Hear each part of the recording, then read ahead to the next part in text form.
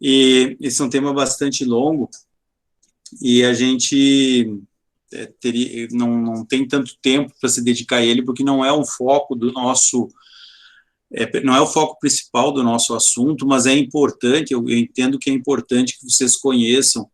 Eu tive a oportunidade de, durante o mestrado, de ler a Farm Bill americana e ler a política agrícola comum da União Europeia e da política agrícola comum da União Europeia. Eu li várias edições, atualizações dela, e isso é interessante, que a gente consegue consegue comparar a evolução das políticas agrícolas, e aí avalia a nossa, e o que a gente, e tem uma percepção do que a gente pode melhorar em relação à nossa, e até avaliar o que a nossa já está boa, nos pontos que a gente já está bom, né?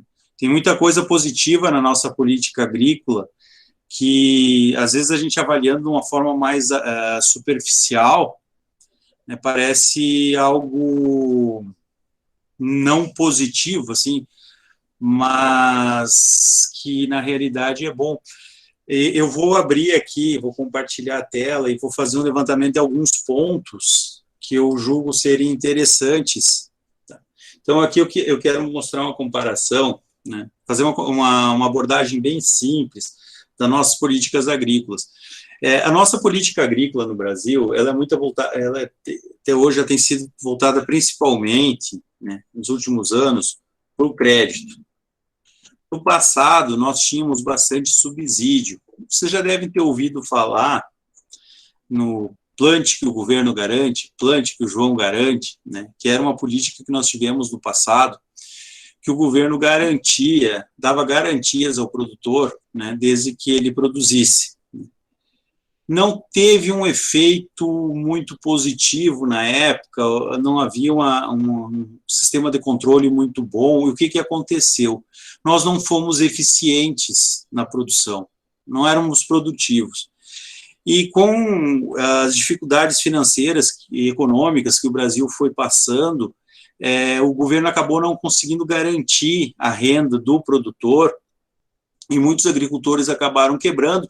A indústria cresceu bastante, foi demandando bastante recursos também, e esses recursos que antes eram destinados à agricultura, acabaram muito deles sendo destinados para a indústria. Aí foi aquela época do Delfim Neto, que foi também, que era ministro da Fazenda, né, apoiou essa política. E aí a nossa agricultura precisou de um rearranjo, né? Nós investimos muito na pesquisa, né? Desenvolvemos muito a capacidade produtiva através das universidades e da Embrapa. Um dos passos que se tomou na década de 70 e 80 foi enviar professores e pesquisadores brasileiros para a Europa e Estados Unidos, principalmente os Estados Unidos, né, para fazer doutorado e criar os cursos de pós-graduação no Brasil. E isso fez com que nós trilhássemos um outro caminho, que seria o desenvolvimento tecnológico. E então foi um dos ramos da política, através da política agrícola, através do desenvolvimento científico e através do subsídio de crédito. O que era esse subsídio de crédito? Era tomar um crédito a um valor maior no mercado e oferecer aos produtores a um valor mais baixo. Então, eu cheguei a comentar isso com vocês, quando nós temos uma Selic, por exemplo, que é a nossa taxa de referência hoje, tínhamos no passado aí a 10, 12, 14%, 20, 30, 40%, né, e emprestava-se dinheiro a 8%, essa diferença de juros, né, que aí envolvia os custos operacionais dos bancos, com carteira de crédito, tudo isso, essa diferença era paga pelo Tesouro, ou seja, era paga pelo contribuinte, né? Então, isso era um subsídio de crédito. Os acordos com a Organização Mundial do Comércio, né, o Brasil precisava reduzir esse subsídio de crédito. Então, paulatinamente, nós começamos a buscar outras ferramentas de financiamento, né?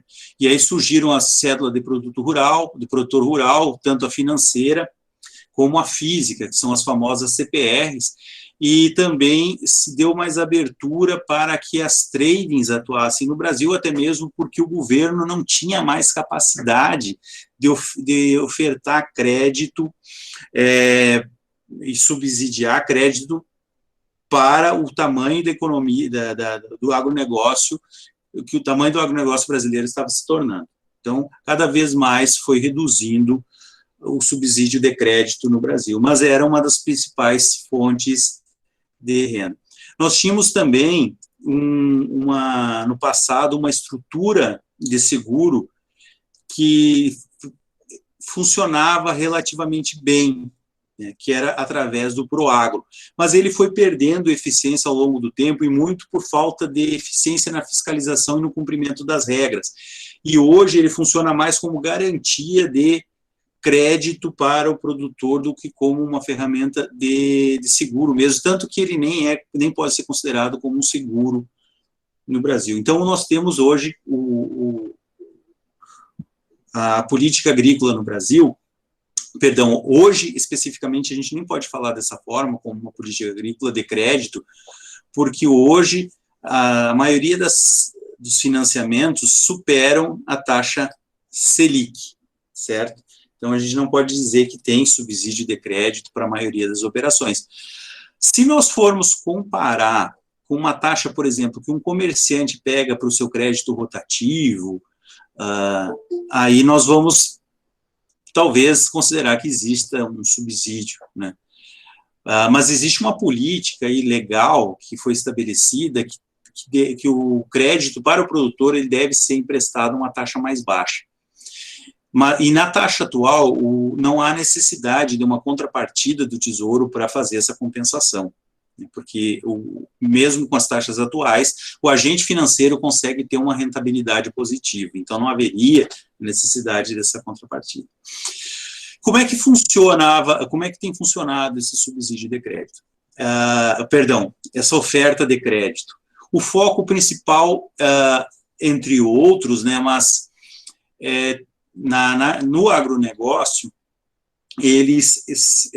seria para favorecer a nossa balança de pagamentos, né, quando a gente faz uma avaliação macroeconômica, ou seja, produzir commodities que possam render dólares para a nossa balança de pagamentos. Então, aí entra financiamento para soja, né, em volumes expressivos, financiamento para milho e financiamento para produtos cárneos, como frangos, suínos e aves. Então, além do crédito, né, desenvolvimento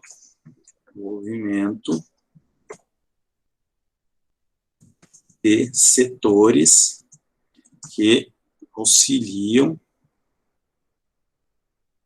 a nossa balança de pagamentos. Isso tornou o Brasil um dos principais exportadores mundiais de commodities agrícolas e um dos maiores produtores de determinadas commodities, né, como a soja. Nós temos muito a avançar ainda no milho, possivelmente vamos nos tornar, no futuro breve, um dos principais produtores de milho no mundo, né, estamos muito atrás ainda dos Estados Unidos, mas temos potencial para alcançá-los. Vamos ter que investir bastante em tecnologia, né, principalmente se fala em máquinas e fertilidade do solo, mas a gente tem esse potencial. Então, hoje a gente pode falar principalmente de uma política de crédito, né, e uma política que busca desenvolvimento de setores. Mas a gente tem um problema nessa política, que é as nossas safras recorrentemente batem recordes, que é um problema bom, né, mas é um problema bom a nível macro, né, quando a gente pensa em nível localizado, quando a gente pensa em nível individual, muitos produtores são penalizados por causa disso. Uma safra recorde, muitas vezes, não necessariamente reverte em rentabilidade positiva, né, em ganhos financeiros que compensam. Aumentar o tamanho dela. E vamos abrir uma para falar sobre os Estados Unidos. Bom, eles também têm uma política de crédito subsidiada, e a gente vai ver depois como funciona nos Estados Unidos. A gente pode abrir rapidinho, né? Eu estou por fora agora das taxas brasileiras, mas as americanas a gente consegue ver bem fácil, né? crédito. Uma outra questão seria também o controle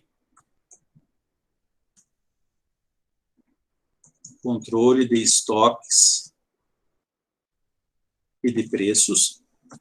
Eles fazem isso através de maior ou menor oferta para determinado bem que eles desejam produzir mais ou menos, né? Através do financiamento de bens que eles desejam produzir combustíveis, como o milho, e também através de seguros, né? Incentivando o subsídio de seguros para determinados bens de produção, e os payments, que é um tipo de subsídio em que o produtor recebe uma determinada quantia em dinheiro para garantir uma determinada margem de ganho na sua produção, né? E a gente vai ver que isso acontece em alguns produtos, como o leite, por exemplo, que pode ser mais ou menos dependendo de cada ano, e isso é definido através de uma Farm Bill, né, e através de uma agência que se chama Risk Management Agency, que é mais velha do que eu, tem mais de 40 anos, e determina quais são as atividades que apresentam maior ou menor risco para aquele período e incentivam a produção dentro de uma margem de risco, fazendo com que, expondo menos o produtor ao risco e menos o caixa também do governo, para que o governo não tenha despesas tão elevadas com os payments e com a cobertura de seguros, né? E também temos a política agrícola comum europeia, que se baseia muito nos payments também, e tem uma estratégia que alguns pontos se coadunam com a estratégia americana, né, que é de segurança alimentar, né, ou seja, produzir alimentos para não ter dependência em alguns setores das importações, porque são países, principalmente a Europa, país que passou por muitas dificuldades, principalmente aí, recentemente, a gente pode falar, né, Primeira e Segunda Guerra Mundial, quando muitos passaram fome e não querem mais ter essa exposição a esse risco. Então, eles têm um programa de segurança alimentar muito forte. Bom, o que isso gerou no passado? Se você ganha ali 100 euros para manter para comprar ração para o seu carneiro ao longo do ano, 250 euros, ganha, né? Você ganha lá, o cheque vai para sua conta. Você tem um carneiro, ganha 100 euros. Você tem uma vaca, ganha 200 euros depositado na sua conta. Vai o cheque para sua casa ou o dinheiro depositado na sua conta para você comprar ração, presente. Tá? Se você tem um hectare de laranja, você ganha 150 euros para ajudar a cobrir os seus custos de produção. Se essa produção é orgânica, você ganha o dobro e ganha o quádruplo para transformar de produção convencional para orgânica. Então, existe todo um trabalho em função de ajuda ao produtor para que ele siga a política agrícola comum. Bom, se você ganha, você vai utilizar esse recurso para produzir. O que acontecia no passado? Havia um excesso de produção. E como havia um excesso de produção, o produtor tinha que vender por um preço muito baixo. E isso fazia com que ele tivesse uma renda baixa também.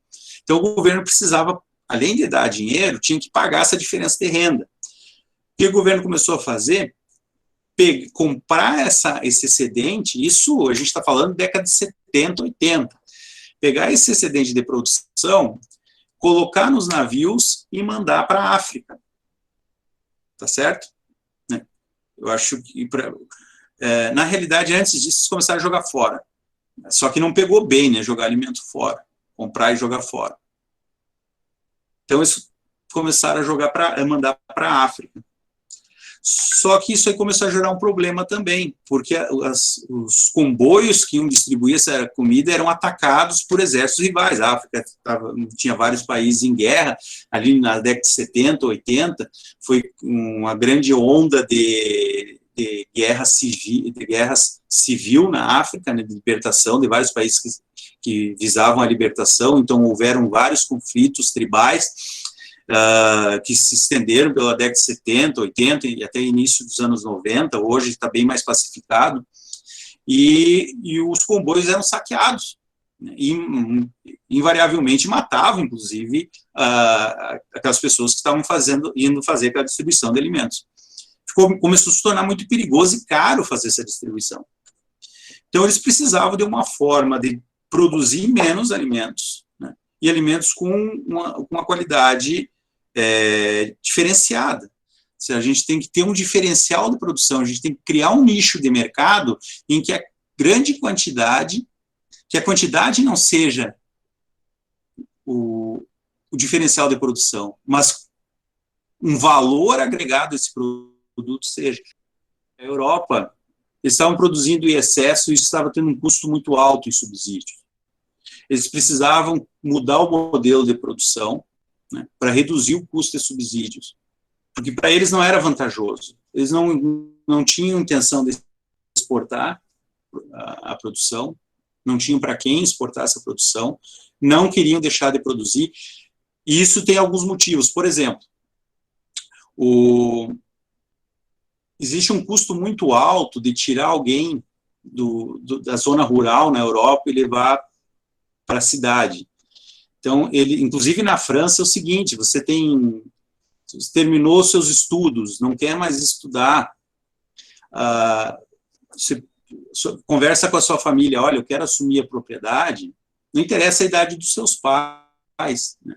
Você vai assumir a propriedade, os seus pais se aposentam para que você possa trabalhar, só que eles ficam morando na propriedade. É um compromisso que eles assumem, né, de ficar morando na propriedade, se os filhos assumirem o trabalho na propriedade e ficarem morando lá também. Então, eles fazem um esforço muito grande para não haver essa migração do rural para o urbano, no esforço de que não haja esse êxodo. Então, a ideia deles era agregar valor ao produto, criar um valor, primeiro criar um valor ao produto, e que esse valor não fosse em produtividade, como é o valor que nós no Brasil buscamos. Quanto maior a produtividade, melhor. Porque esse excesso de produtividade fazia com que o preço da produção, do produto, caísse muito, e aí a compensação que se tinha que fazer em subsídios era muito alta. E não tinha o que fazer com aquele excedente de produção, não tinha para onde levar. Então, eles precisavam de um modelo de produção que não fosse produtivista, e precisava agregar valor. E aí eles criaram, dentro da política agrícola comum, um novo modelo. Criaram uma agregação de valor. Criaram um valor para o produto. Que foi o produto orgânico, gente. Foi essa a grande sacada. E isso trouxe um benefício muito grande, que foi a redução dos subsídios, dos pagamentos que os governos europeus precisavam fazer aos produtores. Então, ou seja, não é mais a preocupação em produtividade. Você tem um modelo de produção que a produtividade não é o foco principal, mas sim o cuidado com o produto. E nós vamos pagar você para isso. E o custo disso é muito menor que o subsídio. Sim, eles criaram um produto e conscientizar e educar o produtor para buscar, o consumidor para buscar esse produto que não fosse com um custo mais elevado. Eu tive que ler há vários anos, várias leis de política agrícola comum para ter essa compreensão. Foi muito interessante entender como foi a evolução até a geração do produto orgânico certificado na Europa. Criar o nicho de mercado e como isso trouxe benefício financeiro para a União Europeia. Então, agregação de valor ao produto. Então, vocês vejam como são diferentes as políticas de comercialização do Brasil, né? Estados Unidos e União Europeia. Nós temos um modelo produtivista no Brasil, que busca produzir em grande quantidade, né, para exportação. Os Estados Unidos também busca produzir em grande quantidade, mas limitando alguns produtos, né, focando em alguns produtos através da análise de risco. Nós não fazemos isso no Brasil, produzir mais de tudo, quanto mais melhor. Os Estados Unidos já foca no risco, vão produzir naqueles que oferecem menos risco para aquele determinado ano.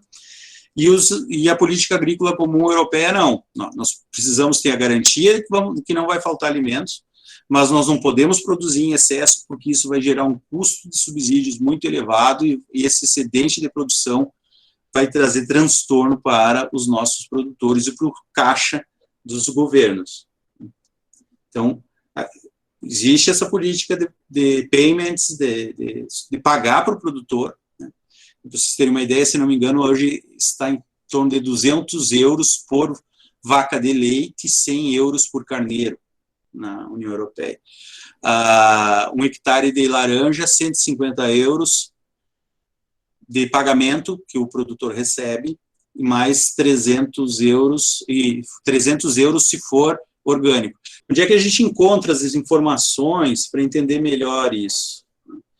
No Brasil, tem a MRC, né, MCR, Manual do Crédito Rural, que eu passei para vocês. E muita coisa a gente vai encontrar aqui, ó, no site da Conab. Tá?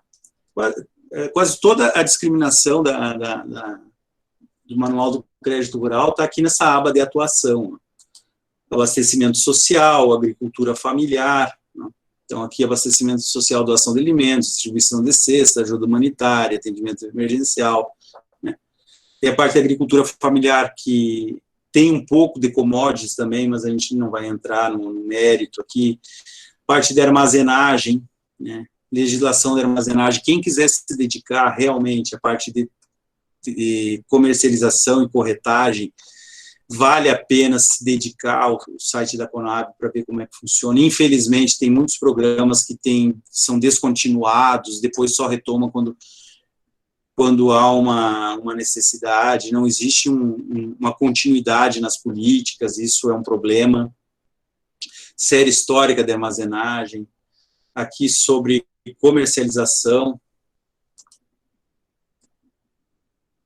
aqui, subvenção da cana-de-açúcar, se a gente entrar aqui, ó, a gente vai ver a última postagem foi em 2017, os documentos são de 2014, 2011. Então, para a gente ver que as políticas não são muito não são contínuas, né? Os leilões agropecuários, vamos abrir aqui a aba de leilões também. Então, aqui tem as compras privadas, vendas privadas. Os estoques aqui, que é interessante saber também. Estoques públicos, estoques privados, remoção de estoques, né? Aquisições do governo. Aqui, informações agropecuárias, aqui tem muita informação interessante, vocês vão encontrar.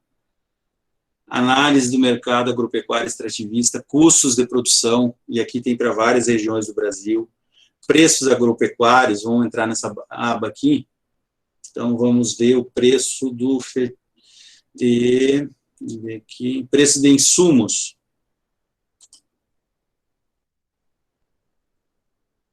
Vamos ver aqui, vamos ver de fertilizantes, químicos pro Piauí no ano de 2019. Então, vamos botar aqui. Calcário, cloreto, gesso, superfosfato e ureia, aqui por mês. Ó. Então, aqui um dos exemplos que vocês vão poder encontrar dentro da Conab, e aí tem várias abas, ó, agrotóxicos, implementos, máquinas, material propagativo, vários subgrupos, unidades federativas e vários anos, né? Desde 2009 até 2020, então praticamente os últimos 10 anos. E aqui as políticas de garantia de preços mínimos, né, que são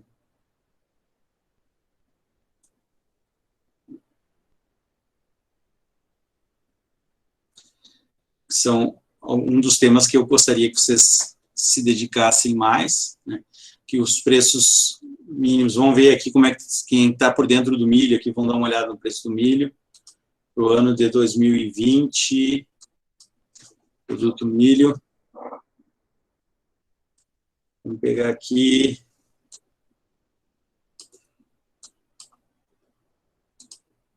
Piauí, preço mínimo do milho, MJ2J.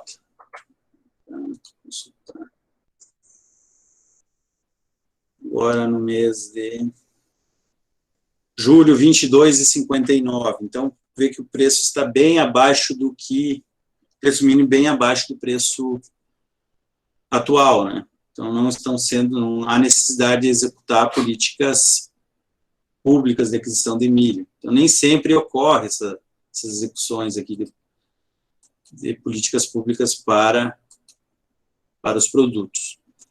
E aqui tem vários instrumentos de políticas públicas, né? AGF, contrato de opção de venda, então, como funciona, para quem é destinado, então, aqui tem, saiba mais sobre o COV, saiba mais sobre a AGF, financiamento especial sobre estocagem de produtos não integrantes da política de preços mínimos, esse PEP, PEPRO aqui, que foi muito utilizado alguns anos atrás, prêmio para escoamento de produto, quando os preços estão baixos, principalmente de soja, se usava muito para o centro-oeste, pagar prêmios para facilitar o escoamento, né, para garantir um pouco de renda ao produtor. Então, tem várias políticas de garantia de preços aqui dentro. Vou fechar esse. E aqui a Farm Bill americana, então é a última de 2018, né, é a mais atual. Então, vamos ver aqui.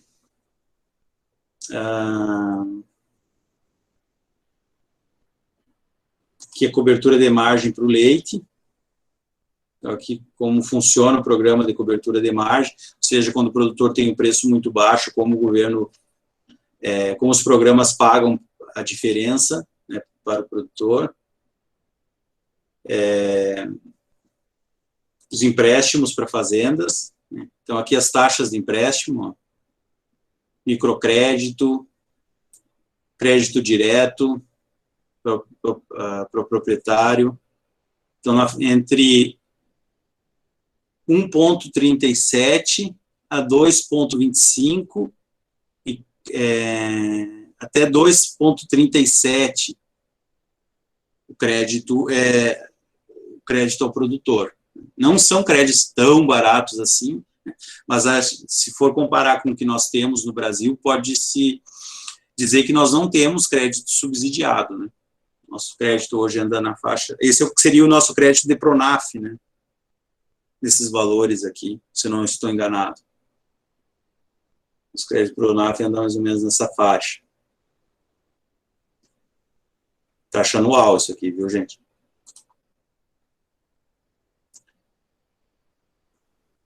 Aqui o que eu falei para você sobre a agência de gestão de risco, que ela é bastante antiga.